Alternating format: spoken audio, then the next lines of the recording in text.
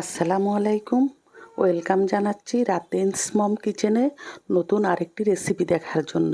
রেসিপিটি বাঙালি জাতির অতি প্রিয় একটি খাবার, কচুর লতির সাথে ছুরি শুটকি দিয়ে। আর লতি আমি আগেই কেটে ধুয়ে পরিষ্কার করে রেখেছি।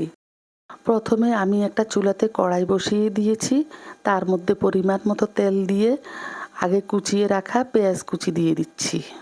তারপর সাথে সাথেই দিয়ে দিচ্ছি পরিষ্কার করে রাখা ছুরি শুটকি। এখন আমি পেঁয়াজ আর ছুরি শুটকি কিছুক্ষণ ভেজে নিব, যতক্ষণ পর্যন্ত লাল লাল হয়ে না আসবে। ছুরি শুটকিটা অনেকটা লাল লাল হয়ে এসেছে। এখন আমি এর মধ্যে দিয়ে দিব 2 চামচ রসুন বাটা, দিয়ে দিচ্ছি 1 চামচ আদা বাটা, দিয়ে একটু নেড়ে নিব যেন মশলাটি জ্বলে না যায়।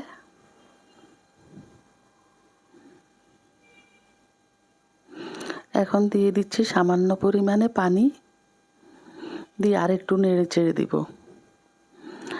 এখন আস্তে আস্তে দিয়ে দিব 2 চামচ মরিচ গুঁড়ো, 1 চামচ হলুদ গুঁড়ো, 1 চামচের থেকে একটু বেশি হলুদ গুঁড়ো দিয়েছি, পরিমাণ মতো লবণ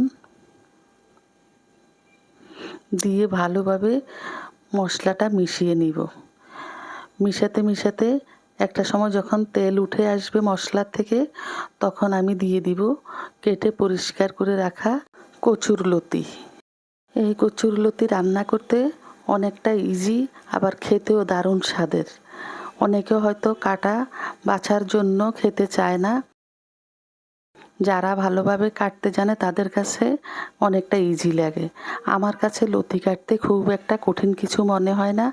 আমি সব সময় লতি কাটতে পছন্দ করি, এই জন্য আমি লতি আনলে খুব একটা বিরক্ত হই না।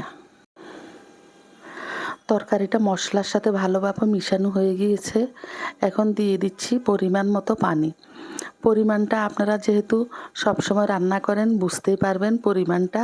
আমি এইখানে 2 কাপের পরিমাণ পানি দিয়েছি। পানি দিয়ে আমি ঢাকনা দিয়ে দিব 10 মিনিটের জন্য। 10 মিনিট পরে ফিরে এসে দেখছি এবং নেড়ে দিচ্ছি, লতিটা এখনও ভালোভাবে গলে নাই। এখন আমি আবার 10 মিনিটের জন্য ঢাকনা দিয়ে দিব। ফিরে এসেছি আরও 10 মিনিট পরে। এখন দিয়ে দিয়েছি কিছু কাঁচামরিচ দিয়ে ভালোভাবে একটু নেড়ে নিব। আজকের লতিটা খুব একটা ভালো পড়ে নাই, তাই গলতে একটু সময় নিচ্ছে। এখন আমি আরও 5 মিনিটের জন্য ঢাকনা দিয়ে দিব, একদম কমিয়ে দিয়েছি। 5 মিনিট পরে এসে দেখছি লতিটা ঠিকই গলে এসেছে। এখন আমি ধনেপাতা দিয়ে নেড়ে চেড়ে আরও 2 মিনিট রান্না করব। ছুরি শুটকি দিয়ে লতি রান্না কখনো না খেয়ে থাকলে একবার খেয়ে দেখবেন কতটা টেস্টি লাগে। রান্নাটা একদম কমপ্লিট, এখন পরিবেশনের পালা। গরম গরম ভাতের সাথে দারুণ লাগে। আমার রেসিপিগুলো ভালো লাগলে পেজটাকে ফলো করে রাখবেন। সবাই ভালো থাকবেন। আল্লাহ হাফেজ।